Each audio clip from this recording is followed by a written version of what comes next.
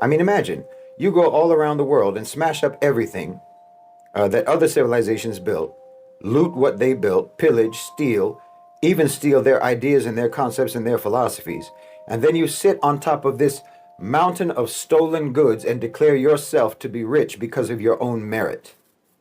And imagine telling this lie to your children, to your own children, to your grandchildren, generation after generation. How do you think that's going to go? You didn't invest in creating actual merit. You cheated, you lied, you stole, you brutalized. And then you tell your own people that everyone else in the world has nothing and you have everything because of how much better you are than everyone else.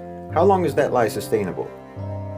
I mean, these are people who actually have civilizations, who actually created and built and accomplished and didn't just pillage and plunder. And there's still those people today, even though you have oppressed them, there's still those same people. And you're still the way you are. I mean, a good example actually is African Americans. I don't know if you can think of a people who were more held back, more deprived, more sabotaged than African Americans. You took everything away from them and took them away from everything. They started in your country at less than zero, literally regarded and treated as subhuman, not allowed to learn to read or write or anything for hundreds of years. But you see, they come from a people of accomplishment to one degree or another. Not a people of piracy and theft and appropriation. They come from a people who created and built and developed in their own countries, in their own land. I've never told this story in a video. I've mentioned it on podcasts before, but I've never made a video and told the story. My mother, seen here, was 16 years old when I was born. My dad was 21. They'd been together since she was 14. So she was 14, he was 19 when they got together. You guys have heard me talk about my dad before. He was very racist. My mother will tell you the same. And my mother, being very young and uneducated, she just kind of went along with whatever my dad did. And he was also abusive. My mother was abused. And I talked to her before I made this video to make sure that she's okay with me telling that part of her story. My dad was a domestic abuser and also a child abuser. He abused me as well. That's not the point of this video, though. When I was 3 years old, my mother was 19. She found the courage to leave my dad, which wasn't easy to do. And the divorce was nasty because my dad he's passed away now, a pretty controlling, narcissistic type guy. And shortly after leaving my dad, my mother was in a relationship with another man who was a black man. And my dad being the racist. See, I was raised in the 80s in North Carolina, and my dad was a racist.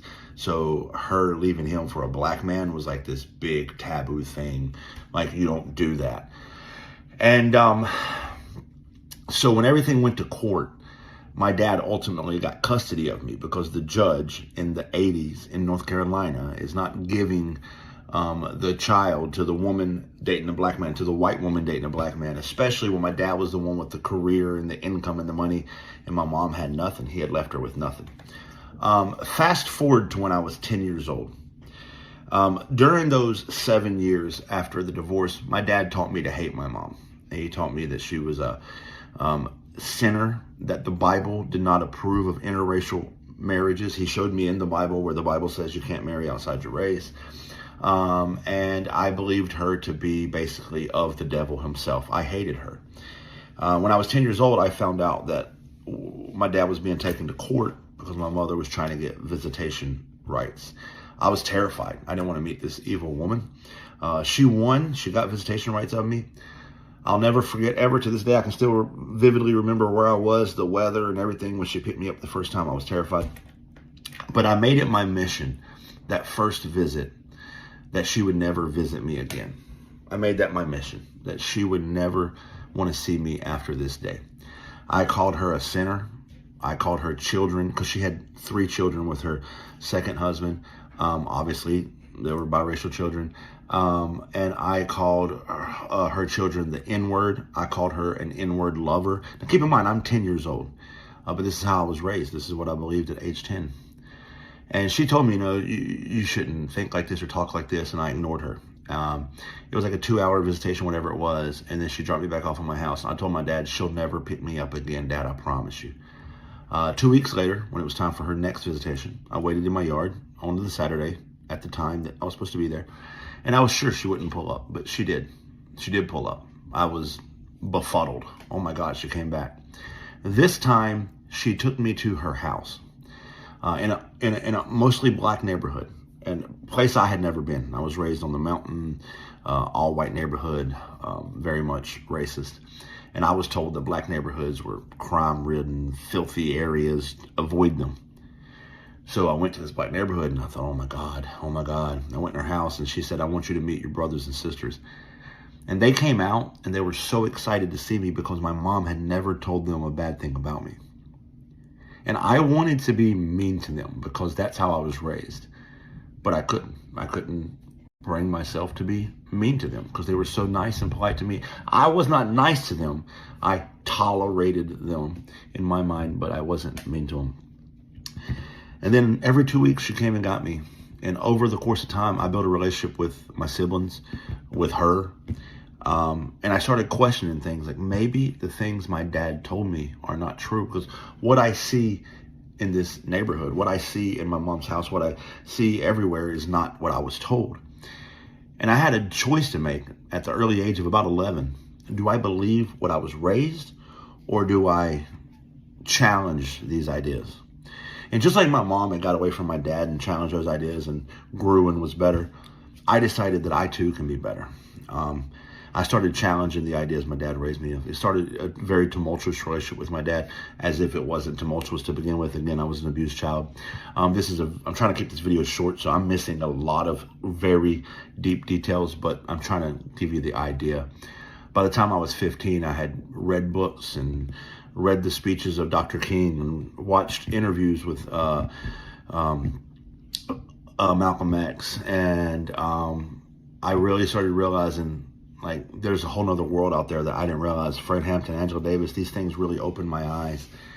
And I even basically got into a fight with my dad over it when I was 15 and was thrown out of my house. But my deconstruction process had begun, and it has continued for the past, 27 years. I'm 42 now. And it's all thanks to my mom. Just being a mom. Just showing up. And I've never had like the closest relationship with my mom because the story I just told you. But I've been friends with her now for, how old is that? 25 years. And I just want to say thanks for showing up. Thanks for not giving up on me. I may have never challenged my ideas and beliefs and may have been stuck in the same trap that, I was born into, and I wasn't. So thanks, Mom. Happy Mother's Day. Hello everyone, welcome back on my channel. Today we're going to look at multiple videos of people who had like bad information or like misinformation about black people. And it's always important when you grow up to examine the things that we grew up hearing as adults, obviously, so that you see if what you heard was not even true, so that you can make your own decision. So we're going to look at multiple videos for many people who had like bad information about black people, and afterwards I will come back to comment on what you have seen, and you take a look on what you have seen and examine all together like what you have seen. But as we know, this video is for education purposes. There's nothing against anyone, so let's take a look and then we'll be right back with the comments. As a white passing mixed person, I hear racist stuff all the time. It's time to expose. Alright, so one time I was with this group of white people, and the girls were talking about this girl who had jungle fever. And this white girl goes, "Isn't it a shame to see our race mixing with another? What's going to happen to our white purity?" I couldn't believe what I just heard. There was another time where I was at a party, and the only other black person there left early. Right after he left, one of the white dudes there proceeded to say the N-word. Not even in a song or anything, just said it out loud. When I confronted him about it, he said, "What? He's not here anymore." Little did he know that I'm a double agent. Needless to say, that situation was handled. There was another time where we were talking about an opposing basketball team. We were talking about why the team was so good, and somebody goes, "They're only good because they let all the charity cases on the team."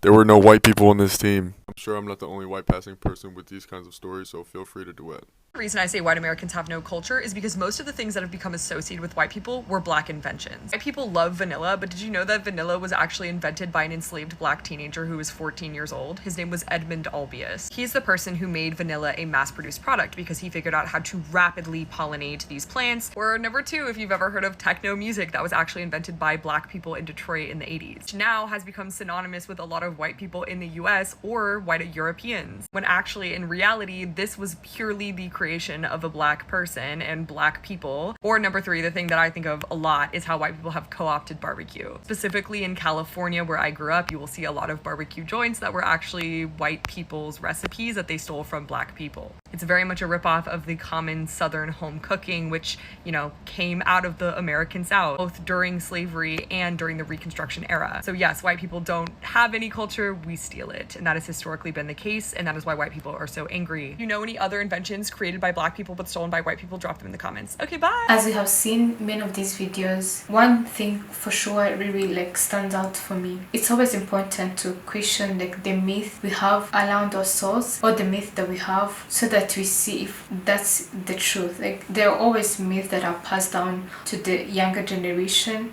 and if someone grows up or if someone becomes an adult, then it's always important to actually examine what you heard and to see if that was the truth. But always, regardless of anything, the pursuit of truth should always be greater than the desire to preserve the comfortable myth or always repeating the stereotypes. History is rarely simple as sometimes it is represented, because it contains some moments, because recognizing the achievements and the contribution of black people, it doesn't diminish anyone else's achievement and their contribution too. Please drop your comments in the comment section that I know what you think, and if you're new here, make sure to like and share and subscribe.